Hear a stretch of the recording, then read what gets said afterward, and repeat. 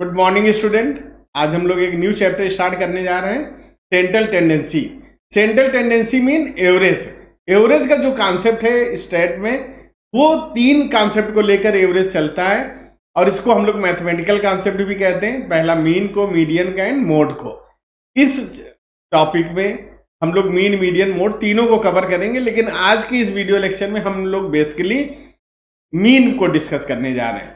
जानने की कोशिश करेंगे मीन किस तरह से इंपॉर्टेंट है, किस तरह से मीन का फॉर्मेशन किया जाता है, उसके लिए फार्मूले कौन कौन से यूज होते हैं, या कितने टाइप्स का मीन होता है, और जिसको हम लोग दूसरी लैंग्वेज सभी को पता होगा अरिथमेटिक मीन्स कहा जाता है। तो इसको आज हम स्टार्ट करते हैं। सबसे पहले हम लोग देखते हैं concept and definition of the central tendency. तो आपको दिखाई दे रहा होगा आपकी स्क्रीन में कि central tendency refer to an average और central value of statistical series. ये क्या होता है, इसको आपको साफ साफ दिखाई दे रहा है। सबसे पहला पॉइंट क्या दिखाई दे रहा है कि ये सेंट्रल वैल्यू होती है या ये एवरेज होता है। इनको दोनों को इसमें रिप्रेजेंट किया जाता है और इसके द्वारा ही हम लोग जानने की कोशिश करते हैं कि सेंट्रल वैल्यू क्या है। एग्जाम्पल हम लोग ले लेते हैं। It is difficult for anyone to understand और remember a large group of raw data. One would like to know the critical value which is represent the item is a series, such value is called central tendency. तो ये central tendency या central value इसको कहा जाता है और इस तरह से इसको हम लोग निकालते हैं। ये कॉन्सेप्ट है जिसके द्वारा हम क्या कर लेते हैं, जैसे मेरे पास एक क्लास है और क्लास में 90 स्टूडेंट हैं और ये 90 स्टूडेंट जब हैं तो हमें एक एक बच्चे के डाटा को कलेक्ट करके उसको जानने में, हम क्लास के रियल सिचुएशन को एनालाइज करना मुश्किल होगा। तो हमने क्या किया, सब्जेक्ट वाइज अलग अलग बच्चों के एवरेज जान लिए। इस बेस से हमें क्या क्लियर हो गया, किस सब्जेक्ट में कौन क्लास के बच्चे कितने परफॉर्म कर रहे हैं, क्या बच्चों किस सब्जेक्ट में वीक हैं, किस सब्जेक्ट में स्ट्रांग है, ये सारे फिगर हमारे सामने आ जाता है। तो according to Clark an average is a figure that represent the whole group. ये एक फिगर है जो क्या करता है, पूरे ग्रुप को एक साथ रिप्रेजेंट कर देता है। अगर मैथ में किसी क्लास का एवरेज अगर 65 है तो हम ये मानते हैं कि यहाँ ज्यादातर बच्चे क्या हैं, इनकी अच्छी कंडीशन में है और मैथ को लोग समझते हैं। वहीं पर अगर किसी क्लास का 40 है तो हमें पता चलेगा इस क्लास में मैथ की सिचुएशन बहुत बेटर नहीं है। तो इस तरह से हम लोग एवरेज निकालते हैं, उससे जानते हैं। बेसिक जो पर्पस होता है finding average value of the series, तो सबसे पहला तो पर्पस इसका क्या होता है, it is to identify such a value that represent characteristics of all the item in the series.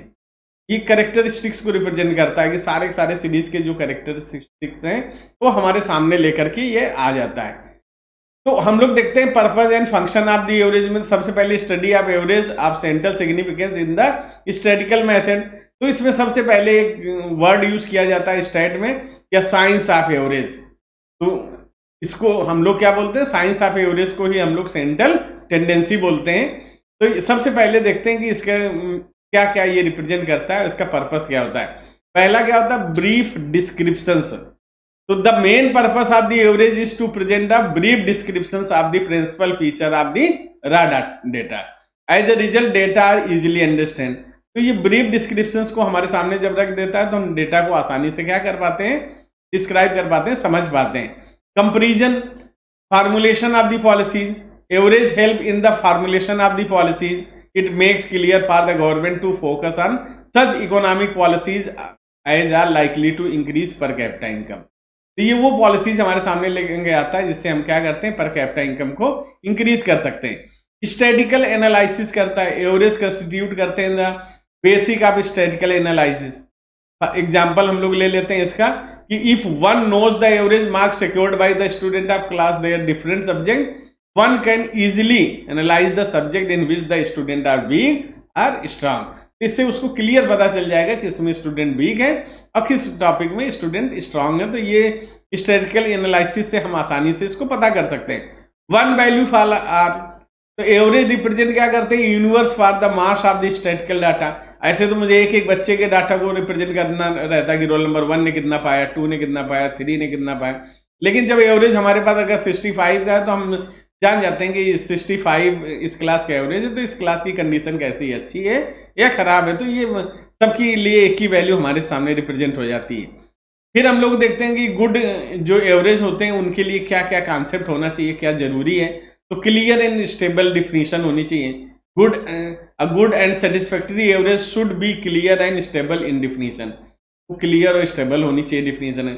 Representative, average value should be representative of all the entire mass of data, it should be based on all the observation of the series, सारे के सारे observation पर based होना चाहिए।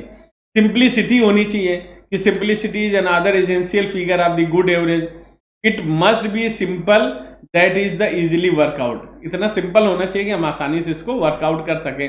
Certainty होनी चाहिए, a good average must be certain in character, only then an average value can be used as the basic statical analysis, तो उसको बेसिक वैल्यू को ही यूज करना चाहिए, इसमें हमें ज़्यादा इधर उधर के डेटा को रिप्रेजेंट नहीं करना चाहिए। एब्सोल्यूट नंबर आना चाहिए, गुड एवरेज जो होता है वो शुड बी एब्सोल्यूट नंबर में आ जाना चाहिए। A percentage of the relative value does not serve as the good average, अगर परसेंटेज में निकालते हैं, रिलेटिव वैल्यू में निकालते हैं तो ये अच्छा नहीं, अप्रॉक्स वैल्यू में निकालते हैं तो ये भी हमारा सही एवरेज नहीं होता। Least effect of the change in the sample, तो an average of the series should be least affected by the change in the sample of good average, तो इसमें बहुत ज़्यादा अगर सैंपल में कुछ चेंज आता है तो बहुत ज़्यादा चेंजेस इसमें नहीं आने चाहिए। अब हम लोग देखते हैं कि ये तो सारी चीज़ें वो हो गई जो एजेंशियल्स हैं अच्छे स्टैटिकल सीरीज के लिए या एवरेज के लिए। अब टाइप ऑफ स्टैटिकल एवरेज हम लोग देख लेते हैं कितने टाइप्स के होते हैं। तो there is two type of statical average, पहला मैथमेटिकल एवरेज होता है, सेकंड पोजिशनल एवरेज होता है। तो इस डाटा जब हम लोग ये चार्ट देखते हैं, इस चार्ट में हमें दिखाई देता है कि average is divided into two part, one is mathematical averages and second is the positional averages.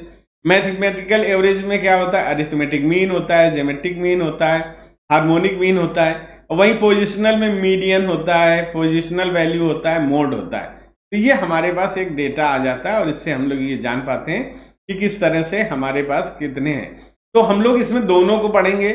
सबसे पहले तो हम लोग मैथमेटिकल एवरेज में जाते हैं और अरिथमेटिक मीन्स की स्टार्ट करते हैं और जानने की कोशिश करते हैं किस तरह से इसको निकाला जाता है। तो सबसे पहले अरिथमेटिक मीन देखते हैं, जिसको मीन ही बोला जाता है।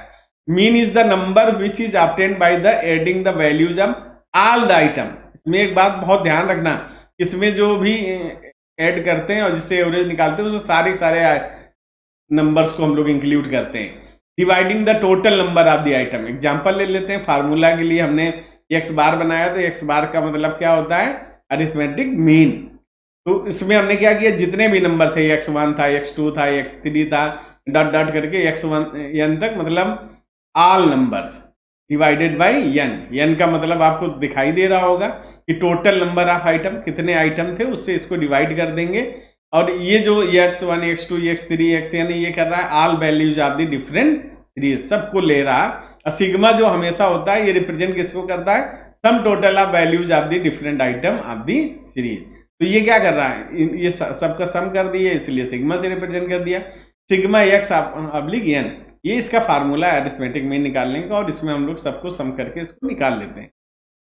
देखते हैं अरिथमेटिक मीन्स की जो टाइप्स होते हैं। एक होता है simple arithmetic mean, in it all item of the series are given equal importance, सभी को इक्वल इंपॉर्टेंस मिलती है। इसमें कोई भी नंबर को हम विड्रा नहीं कर सकते और सीधे सीधे सारे नंबर को सम करके उसको जितने नंबर थे उससे डिवाइड कर देते हैं। एक होता है weighted arithmetic mean, in different item of the series are according different weight in according to their relative importance. इसमें हम लोग देखते हैं और इसको सारे नंबर्स के अलग अलग वेटेज होते हैं और उस बेस से इसको निकाला जाता है। और इसको हम लोग अभी जब सॉल्व करेंगे एग्जाम्पल से देखेंगे, उस समय इसको देखेंगे। मेथड जो कैलकुलेट करने का होता है सिंपल अरिथमेटिक मीन के, वो 3 मेथड होते हैं। एक इंडिविजुअल सीरीज से हम करते हैं, दूसरा डिस्क्रीट सीरीज से करते हैं, और तीसरा हम लोग फ्रीक्वेंसी डिस्ट्रीब्यूशन से इसको करते हैं। अब इनको एक एक करके हम लोग नेक्स्ट लेक्चर में देखने की कोशिश करेंगे किस तरह से इसको सॉल्व किया जाता है। अब आपका ये होमवर्क है। होमवर्क में मैंने 7 क्वेश्चंस दिए हैं। पहला है what do you mean by the average mean, second है define arithmetic mean, third define weighted arithmetic mean, what are the types of arithmetic mean, name any 2 mathematical averages, define and explain the arithmetic mean, discuss the various purpose and function of the arithmetic mean.